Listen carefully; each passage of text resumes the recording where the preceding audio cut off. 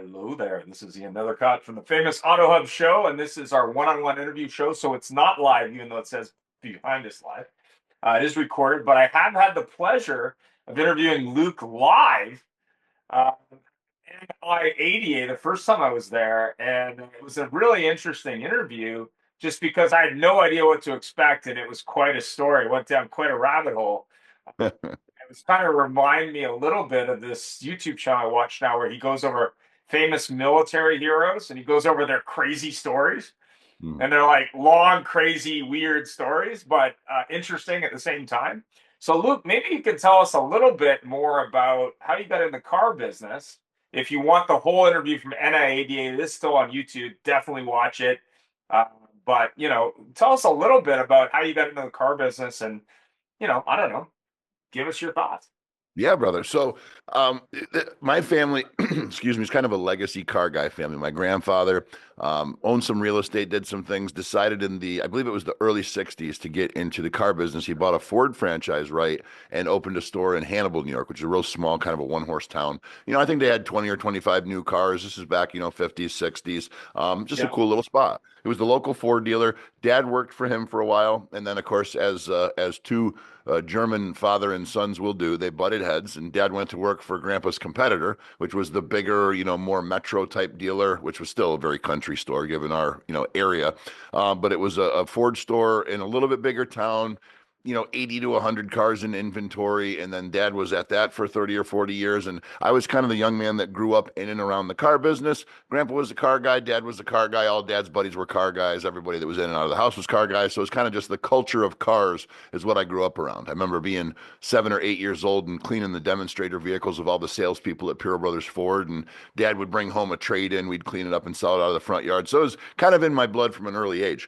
I actually planned to be the one that broke the cycle. I didn't really want to go into the car business only because I thought at the time that it disrupted mom and dad's marriage, but it was mom and dad that disrupted mom and dad's marriage. But mom always blamed it on the car business, the late nights and the snake oil salesman and all that stuff. But the long and the short of it is I had a negative view on it. I was going to play football.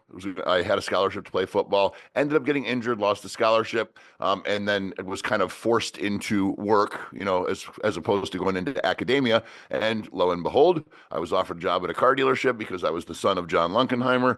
And we found out I was actually pretty darn good at selling cars. So, 18, 19 years old, I sold cars, sold a lot of cars, made some good money. And then at the age of 20, I was asked to be a general sales manager of a Ford franchise. So that was kind of, that teed off the golf ball and sent it down the fairway. The rest is history. That's my beginnings in the car business. I've had sabbaticals in and out of it into other realms of sales. There was some early turmoil and addiction history in my young adulthood, but the car business was kind of my destiny. And then later on, I really discovered that I was fond of the car business.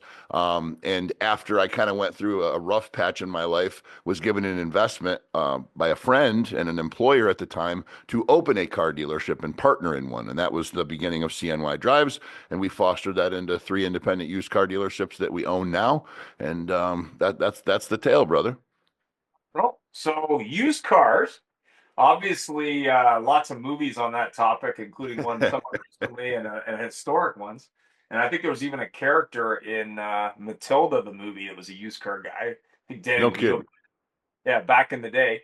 And then there's also, I think, that new Cobra Kai. I think that guy from the original Karate Kid movie, he's playing a used car, or sorry, a dealership owner, I think, which is kind of Okay, interesting. Ralph Macchio. Yeah, Ralph Macchio, which I think is kind of funny, being that I wouldn't have seen that guy doing that. But anyway, it is what it is. Um, Obviously, there's lots of turmoil right now about, cost of cars, whether it be Mhm. imported or new or used or parts or this kind of stuff. Sure. What's your opinion of the used car game for the last 5 years, and what do you think's coming forward on the used car side? That's a great question. Post COVID, we've seen a lot, right? Coming into COVID, through COVID, out of COVID, and kind of now in this post COVID world, the PC era, as I call it, a lot has changed. And we went through the whole semiconductor chip shortage, new car supply dropping through the floor, demand for late model used cars going through the roof. I mean, there was a point in time where anybody who got a dealer's license within a 3-year span thought that they were the second coming of the Messiah as far as a used car dealer was concerned, because they thought, well, this business is easy. I don't know what you guys are talking about. All I do is go to the auction, buy it, put it on my lot, it sells for $5,000 more than I. And what they didn't realize is that that was a function of the economy at the time and the supply and demand, not their business acumen or their used car talent. So the ones like myself that have kind of weathered the storm and seen it through the thick and thin, from 20 years ago through the present day, I think what we've discovered is good old fashioned supply and demand is a very real thing. When things are in short supply, prices go through the roof. I'm an independent, we do an inexpensive used car. You're not going to find much on our lot that's over $30,000. We stick with vehicles anywhere from 8 to 2 years old, things that we can still get decent term and rate on, decent warranty on. But we deal with a lot of subprime buyers in our area. There's a little bit of a depressed income demographic, so we facilitate financing and purchase for those folks. It's very lucrative. When you master that model, it creates a very nice recurring trade cycle with loyal buyers. But we're definitely, so I guess to that point, we're not really feeling the burn so much at the auctions as much as the guys who deal in the real late model stuff. New car market, late model used cars, they fluctuate kind of simultaneously. They move together. But the older used stuff doesn't tend, we're anywhere from 2 to 3 to 10 years off of that cycle. So our supply is still pretty steady at this juncture. It's certainly diminishing a little bit. We're starting to feel it. Where we're really feeling the significant burn is in the fixed operations cost, reconditioning these vehicles, body shop, brakes, tires, suspension, front end, exhaust.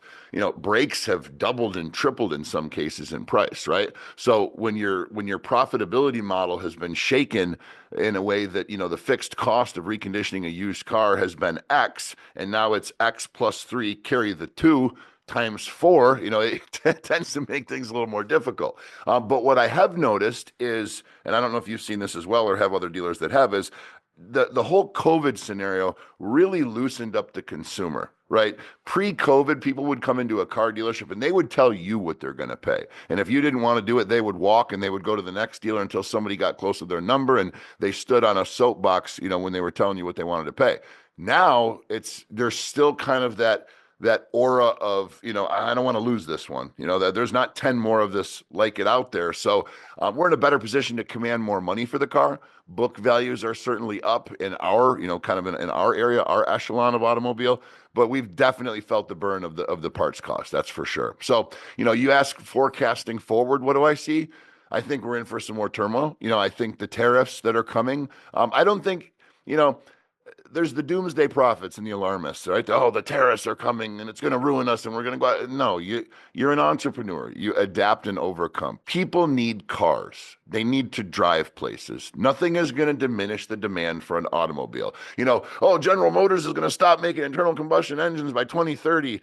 To which I said, no, they're not. And they said, they announced it. I said, yeah, great. And, the Reverend Jesse Jackson also announced his campaign for presidency, and we saw how that worked out several years ago, right? So, the media loves to sensationalize and they love to try to create weather patterns within the economy based on headlines. But those of us who have common sense and logic can pretty much deduce that, well, something's going to happen. We're going to need to respond accordingly. And if we use logic, common sense, and good moral compass, we'll be able to weather the storm as long as we have salespeople that can close deals. And that's really the linchpin as far as I'm concerned. No matter what's going on, if you've got a strong sales force that knows how to communicate present economic circumstances to the customer in a compassionate way, you're going to be in business. So I guess that's what I would say regarding what is to come.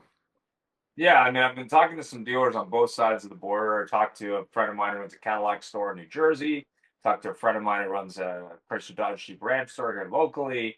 Talked to a couple of friends of mine, both in the U.S. and Canada, yesterday about tariffs because they're all over me. I'm actually going to be doing another show on tariffs next month because there's so much interest.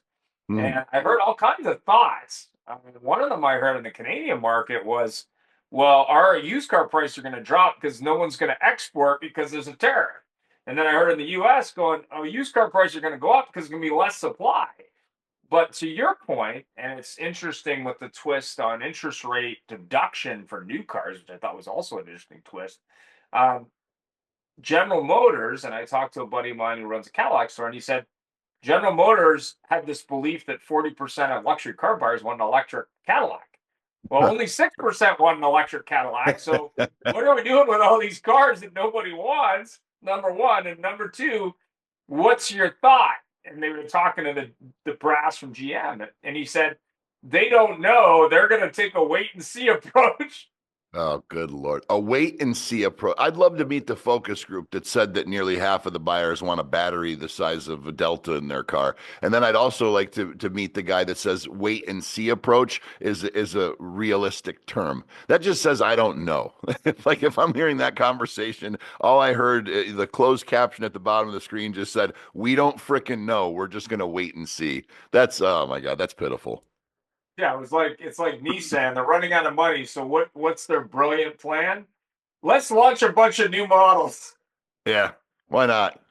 Spend a bunch of money, build a bunch Let's of roll stuff. the dice. Yeah, right. You Oh my you Lord. know, it was kind of funny, but the funnier thing I think, and it was interesting because I did a show on Monday, I think it was. This week's been a blur. I think it was on Monday on the tariffs before they landed. And there was I think it was a piece that I used to start the show on the news about the volume of imported autos. And I was a little shocked by the numbers because there's all this, oh, Canada's doing this and Mexico's doing that and Mhm. America's doing this. And I'm like, okay, so how many cars are imported from Mexico in terms of dollar value, do you think? Mhm. Oh, how many do I 60. think? I don't know. I would say, I couldn't even make an educated guess. If you could give me the total amount of cars imported into the U.S. in a fiscal year, I could probably guesstimate that Mexico might be 20% of that. That would be my guess. $66.1 billion every year. Okay. What do you think Canada is in reference to that? Like how big or New small? automobiles? Yeah, new cars. I haven't the slightest. My intuition would tell me, based on the spin the media has been putting on it, that would be significantly smaller. Yeah, But then, I would have to say, I mean, I don't know, 5 to 10% of the total. So maybe 5 billion, 19 billion roughly. I think it 19 was 16 billion. or Okay. 17. Could be wrong. Okay. 16 or 17. Check out the Okay. show from Monday. It was from Fox News, so I'm not sure how they referenced it, but it's something like one third Okay. of the One of third. the Mexican. So the thing that was funny is I'm saying, okay, so I've got a car. Let's just say that it's a U.S. made car in Mhm. theory. So let's just say Chevrolet to pick a brand. Where's that car actually assembled and made? And Kind of how like many your parts Toyotas. are local? I don't Yeah. know. So it was Right. kind of interesting because I'm looking at it going, okay, how do you enforce that? But more importantly, when you look at the used car side, to your point, Yep. uh, people need to drive something. They're Mhm. not going to stop driving something. They may have to have an older car Mhm. because obviously they can't afford a newer one because of price point. Mhm. But more importantly, I think there's an upper range to what you can charge. And we test that during the pandemic with new cars and probably with used. And I know Trump was already threatening people saying, you can't raise the prices because I'm doing a tariff. And I'm sitting there going, you don't understand how tariffs work, do you? Yeah. It's kind of exactly what's going to have to happen potentially. But used car prices are part of it, but also parts is another thing that people have really not focused on in the media. Is if I'm fixing my car that maybe I've had for 10 years, Mhm. if I'm going to continue to fix it, which I can do, that's going to get more expensive. So I think there's opportunities within the tea leaves around, prepaid maintenance programs, maybe some sort of program where, you're set special pricing for some reason, or there's Yeah. other ideas here that can happen for people that maybe have to keep a car longer. But more importantly, service retention, I think, is going to be a huge piece because if I'm Yes. keeping a car 10, 12 years, yeah, I got to fix it. But also the tax deductible thing. I had a talk with this dealer about this yesterday, and he goes, "Yeah, I used to lease Escalades. Now I can finance it and they can write it off." Yeah. And I That's a was great like, point. "It's really interesting." So, It is, uh, man. Regarding the parts piece there, you made an interesting comment about some sort of maintenance program. I think the consumers would respond well to some sort of program that ensured that the cost of a brake job, a tire swap, an alignment, an oil change, et cetera, did not graduate to an unmanageable degree and would almost be willing to pay, like, listen, we know that we're going to have this, this delta or this change rather over this period of time, let's mitigate that now. And for this particular fixed monthly cost, we can guarantee you a brake job at this mileage, an alignment at this mileage, so on and so forth. I think you're onto something there. I think if somebody were to cultivate that idea, that it would certainly be profitable, obviously, if it was managed correctly. Yeah, I mean, yeah, I always compared it when I worked for Nissan to food costs. I talked to dealers. I'm like, why aren't you selling prepaid maintenance? Like, what do you mean? I'm like, so if I could lock in your food costs today for the Yeah, next 5 years, would you want to do that, or do you want to pay the whatever the egg price is going to be next week? Like what do you want to 100%. do? And it's funny now, fast forwarding maybe 8 or 9 years or something like Mhm. that. Yep. That's even truer today. Like if you said that to like a grocery customer, going, "Oh yeah, you want to just hope bacon is cheap next week." Yeah, 100%. And you could even anticipate the change. The selling point would be, and that's where I look at everything as a guy that trains salespeople. Selling point is going to be, okay, let's look at the trajectory, and you pull out your graph. Egg prices, or, for in this particular situation, parts prices. Brake prices were here pre-COVID. Brake prices are here post-COVID. Brake prices are here now pre-tariffs. Brake prices are projected to go here. So if we average out what the cost is going to be over this time frame and divide that out, we can guarantee you that number minus a little bit for paying ahead of time. And the idea there obviously is all the money up front, in an interest bearing account would net you profit. But furthermore, let's say the corrective action is taken and the prices do not graduate to those insane amounts. The difference is then profit at that point because they're under contract. So I think you might want to develop that, dude. You're onto something. Absolutely. So in addition to selling used cars and training salespeople, I mean, when you're helping train salespeople, whether it's for your own companies or for other companies, like how does that work? Like how did you get into that, and what's that? What's going on there? I love telling this story because it's like pulling the curtain and showing the wizard. It's just a goofy old guy with curly hair with flip flops on, right? So the reality is, man, that I am a very compassionate and tenacious car dealer. I love the car business. It's bred into me. But what I learned over time, and we're talking, my dealerships were opened in the mid teens, 15, 16. And, here we are nearly a decade later, and we're kind of if you were to put a label on it, we would be probably the number one fastest growing independent used car dealer group. That also has really, really high customer satisfaction in a cheaper used car. So we kind of pride ourselves in being the professionals, not just the smash and grab used car dealer. So we have graduated very significantly over the years, and the company has grown. But what I have learned is that's not because I'm a good car dealer. Okay. So what I mean by that is, when we talk about inventory turn, our numbers are great. When we talk about marketing, all the indicators, all the KPIs across the board are all tremendous. But when, vendors come in and they kind of observe our processes, they're like, dude, you must be really lucky or just, I don't know. And it's like, well, what do you mean? And then we get talking, and what I'm getting to is, I've not had a significant education in how to be a good car dealer. I was a fly by the seat of my pants manager when I was younger because I went through three Yeah. company buyouts, and I never really got the appropriate education. So when I went to NIADA and gave that talk when you and I Yeah. spoke the first time we did the show in 23, I was Yeah. discovering a lot and learning a lot. And what I learned, and it really kind of the precipice was really kind of that time when we first got acquainted. I realized I'm not really that good of a car dealer. I'm just really good at training guys to close deals. We get X amount of traffic so our rate of travel on our floor was actually lower than my competitors, but we were selling more cars. So I had to investigate that. And what I learned is our closing ratio and our gross per copy was tremendously higher than industry average. And, some of that comes at acquisition. They say you make the money when you buy the car. But in all reality, getting maximum back end, getting full selling price for the car, being able to take in trade-ins behind the money. These are all things that we excelled at magnificently. And this is not a braggadocio session. This is just, if anything, I'm saying that I'm probably underqualified to be a car dealer. So what I did basically, excuse me, is I said, one of the things that one of my greatest mentors told me is, Luke, if you want to be successful in business, you put people to their highest and best use, right? You don't have the guy that's your best paint corrector shoveling snow on the sidewalk. You have him correcting paint, right? And you don't take your most valuable building that's in a residential area and turn it into a warehouse or storage. You turn it into apartments, right?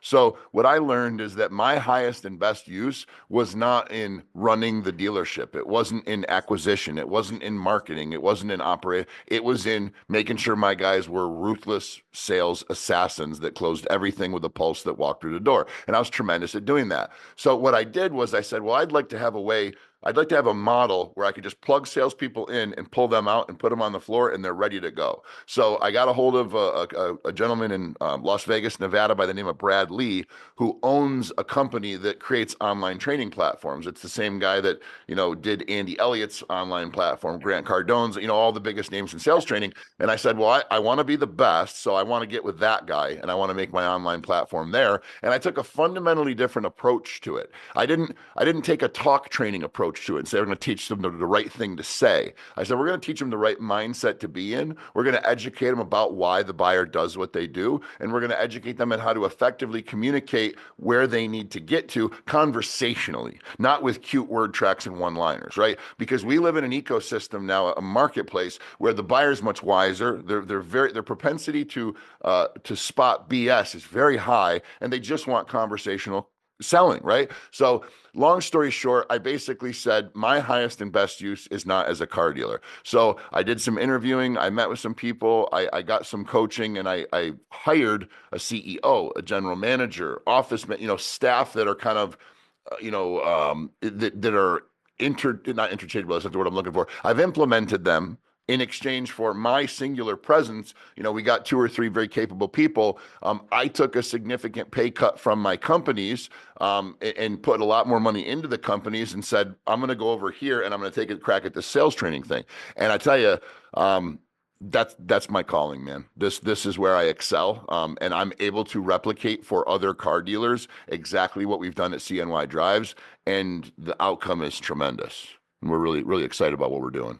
They're using the buy back your time principle. That's a good principle. 1000%. Yeah, there's a guy, I think he's in the SaaS business. He has a book. His name is Tim Martell. He has a book called Buy Back Your Time. And he Yeah. says 100% doing it yourself is fine, but 80% done for you is actually better. That is, truer words were never spoken. I want to give a little knowledge drop for the listeners here. This is what one of my mentors, and probably my primary mentor, told me. He says, Luke, he says, you're running a business right now. He says, you want to own a company. He says, and the way to graduate from running a business to owning a company is it's an understanding that when you run a business, if you leave for a vacation for 10 days, when you come back, you got to grab all the strings and pull them back together and tie them up and hold them again, because you're the glue that holds the place together. He says, but when you own and operate a company and you do it effectively, you'll be able to leave your company for a year. And when you return, it will be better and more profitable with better culture than when you left it. And that is a function of team building. So, two things to take away from that is, number one, your highest and best use is always going to serve you best. And if it's not in being in the chair position in your company, then you should find somebody who is and humble yourself.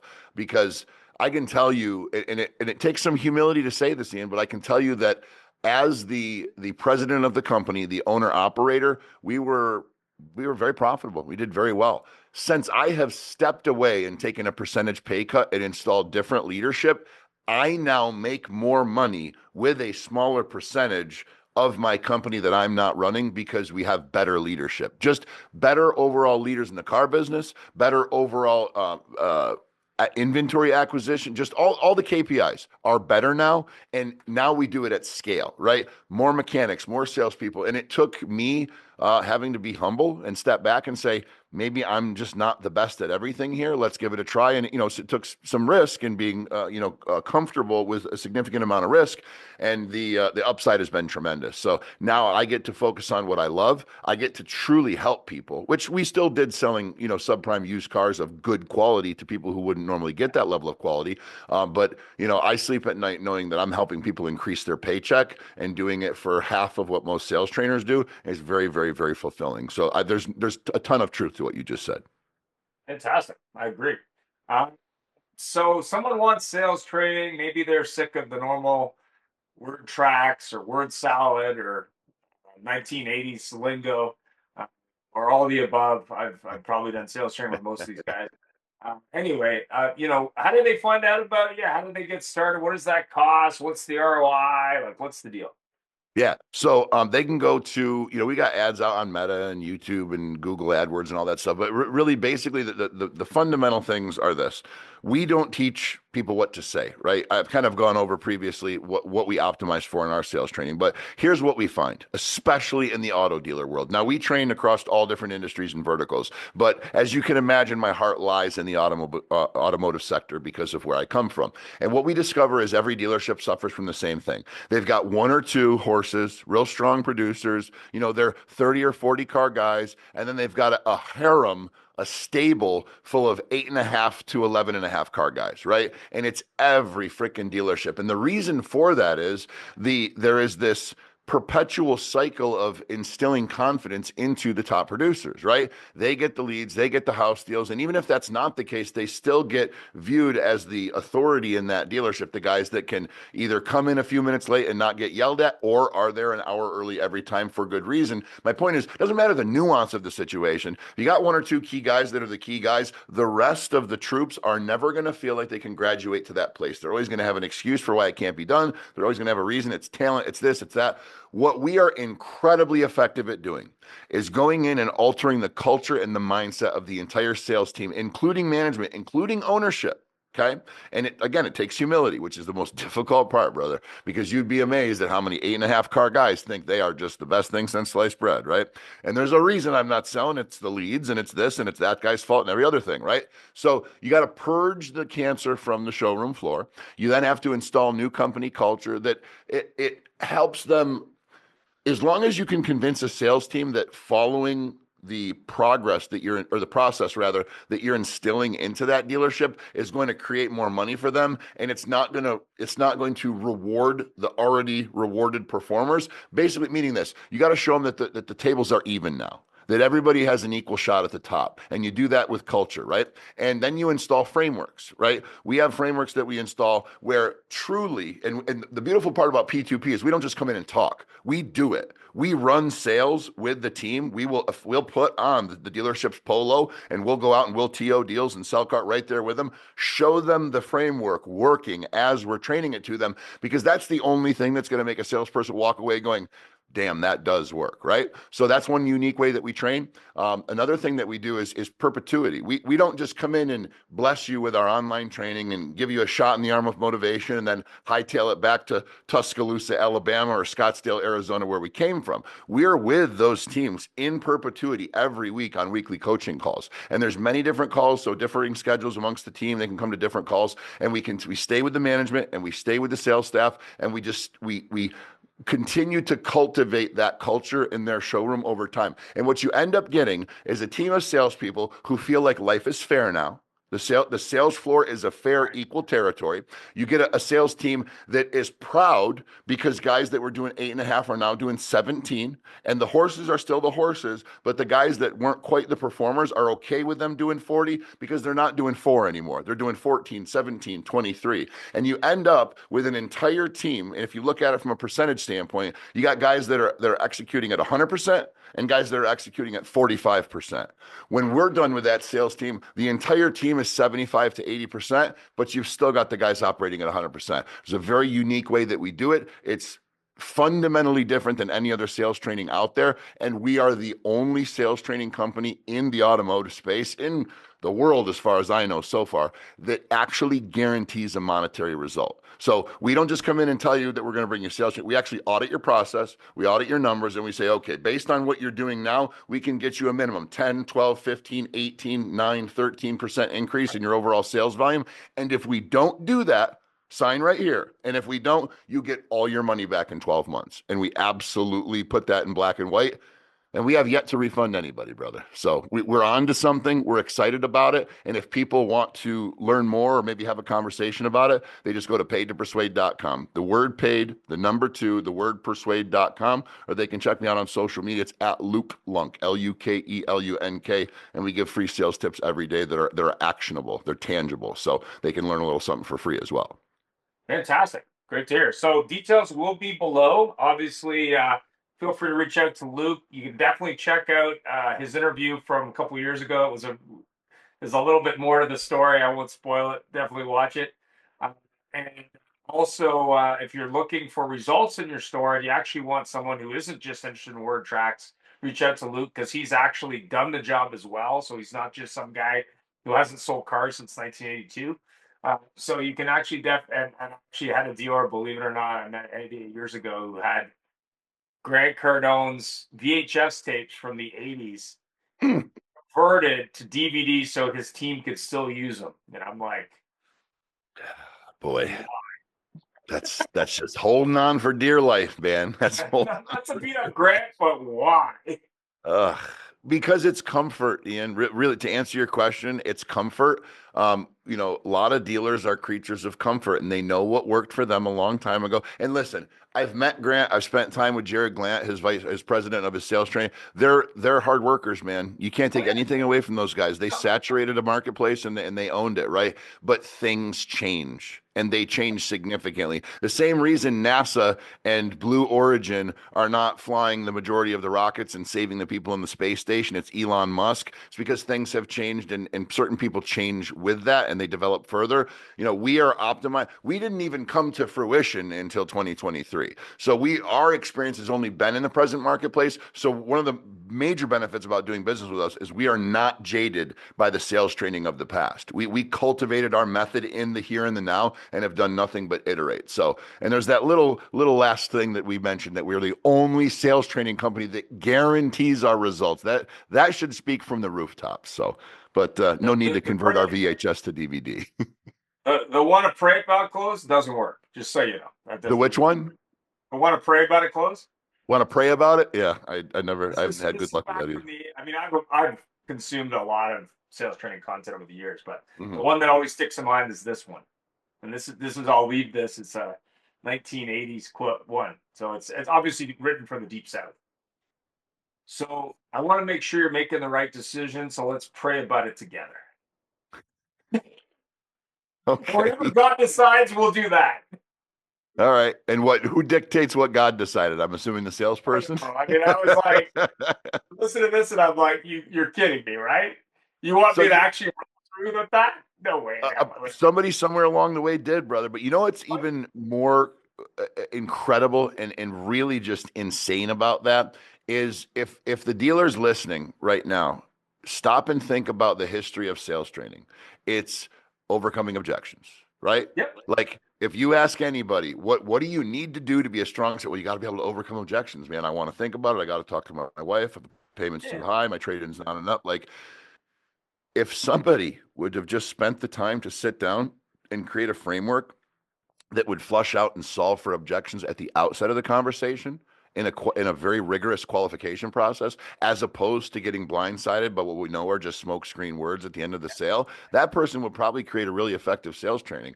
And lucky for the world, yours truly, obviously I'm being a wise guy, but listen, man, Paid to Persuade, we optimize in flushing out all objections at the outset of the conversation to what we call a non-objectionable close. And we do it in something called the Big Three framework. And every substrata of that, there's no framed questions. It's not you say this if they say that. There's no word tracks. It's literally just conversational selling through what we call compassionate interrogation, finding out all the information at the outset. And if you find out there's a third party involved, we have frameworks to solve for that. If you find out there's a money issue, we have frameworks and ranges to solve for that. And it's literally it's just a traditional funneling of a sales conversation. We start here, and like a kitten with a ball of yarn, we get down to here, and it's done in a way that is so cohesive with human nature that the customer actually wants it to progress because of the way that you manipulate dopamine, the way you manipulate the questions. It's really quite incredible. And I'm very proud of what we've done, man. I'm not trying to get a shameless plug here, but anybody who needs sales training, I would strongly encourage them to at least take a look because it's really fundamentally different what we do. Appreciate that. Appreciate the clarity. And I agree 100%. I mean, it's really about framework. But as you said, there's only really 5 reasons people don't buy cars, and 4 of them were the same when they bought horses. That's very true. So we And call it like, the triple it's not threat. new. Like these aren't new ideas. Like No, it's this not. is You know what I do? I do an exercise, Ian, with salespeople that I'm training. I say, okay, everybody in the room, there's 40 guys in a room, right? Including the managers, the ownership, even the service writers, whoever. Give me your worst objection. Want to talk to my wife. Okay, you want to think about it. Okay, you, payment's too high. Okay, you, checks in the mail. Okay, ding, ding, ding, ding, ding, ding, ding. You go through 40 guys. And before I ask, I take 3 Post-it notes and I write 3 things and I stick them to the wall so they can see that they've been there the whole time. And when I get done, I go through all these objections and I separate them into 3 piles. And then I pull off the wall the 3 things, and it's what we call the triple threat: time, money, and third party.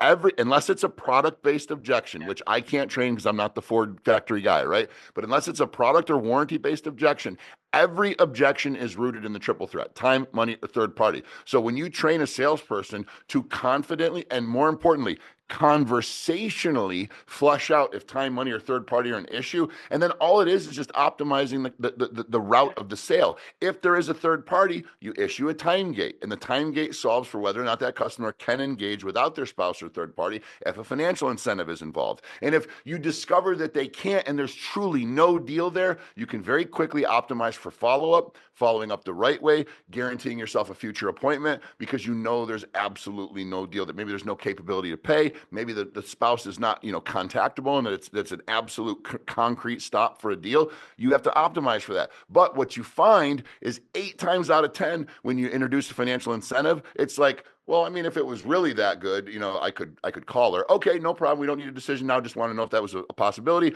And then you move to the sale. And then what can never happen is when you get to the end of the sale and you ask for a commitment, they can never say, well, I got to talk to my wife. Or if they do, it's, well, you mentioned earlier on, we could give her a call. You know what? I did say that. Let's give her a call. Solving the objections at the outside of the conversation is an art form that we've perfected, and it has fundamentally changed the way salespeople sell. That's why we get the outcomes that we do. The most recent dealership that we trained got a 40% increase in sales volume. Now, that's certainly above average, but it's just a testament to when you're doing it the wrong way and you introduce the right way, it can be a fundamental change for your store. So thanks for the shameless plug, Mr. Nethercutt. no worries. Yeah, I mean, and the other thing that's interesting about selling any product, doesn't matter the product. There's really only 8 to 12 total objections for any product sold on planet Earth to anybody. And you could Mm-hmm. probably distill that down to 4 to 6, but Mm-hmm. 8 to 12 that's the max list. The funny thing, and the thing you brought up, number one, if you can preempt that, it helps. But number two, if you don't even know what those are, you got a big problem. Like if you're selling Yes, for a living and you don't even know what those are, you're in trouble. And I think that's really 100%. what salesmen really have to. Well, anyone doing anything, if you want to become a master at your profession, whether it be karate, whether it be in military, whether it be football, whether it be sales, you've got to be a student of the industry, and you got to be a student of the current industry, because what was true 25, 30 years ago when I started selling and what's true today is not the same thing. It's really Very not. true. Yep. And I mean, to it's kind of different now, augment it is everything is evolving, everything at all times constant. That's the nature of the universe, right? And if we don't evolve with it, we will eventually arrive at a disadvantage. And just to augment what you're saying, if you want to receive that maximum efficacy, you also have to be selling in an industry that you enjoy. You can't be right? selling watches and hate watches, right? So if you can get somebody, you talk to most car sales guys, why are you a car salesman? Well, because I heard you could make a lot of money selling without a college degree and I like cars. Is that not always the response response that you get from a salesperson, right? It's either that or I got fired from such, and so, the general manager, always got bread at the bakery that I worked at. And he told me that I'd be good at selling cars if I ever decided to do it, to give him a call. It's either that, and you're chuckling because you know it's true. It's either that, I worked somewhere the general manager does business and he told me, he gave me his card, and that's usually the guy that can never sell, just to be truthful. But, or Or I it's the fell guy that into it. says, It was by accident. Yeah. yeah.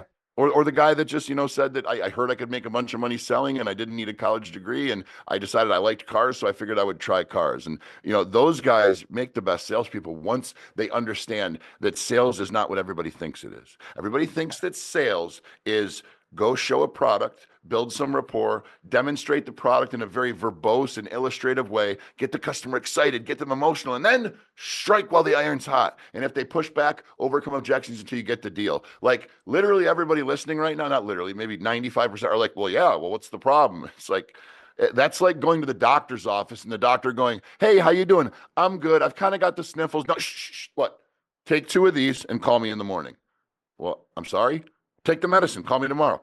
Well, I didn't even tell you what's wrong yet. Doesn't matter. Try the product, try the offering, and then we'll talk about it later. It's like there's nowhere else in the world where we do things this way. Why are we selling this way? Here, take the product. Then tell me what's wrong and we'll try to figure it out. It's like, no, let's deduce, let's triage, let's talk about symptoms, let's talk about intent, let's talk about buying power, let's talk about all these things as we're gently walking around the car to keep your interest in your audio and your or not your olfactory, but your visual sense stimulated. And then once we realize there's actually a possibility of doing business here, we'll go on our test drive and we'll ask you to buy something. And when people understand that if they fundamentally shift the way they handle that sales process, that their level of efficacy goes through the roof and they watch it happen in front of them, their lives are changed forever and they become truly elite level salespeople because they understand. And comprehension is the root of execution. So once they actually understand, they can become tremendously productive salespeople.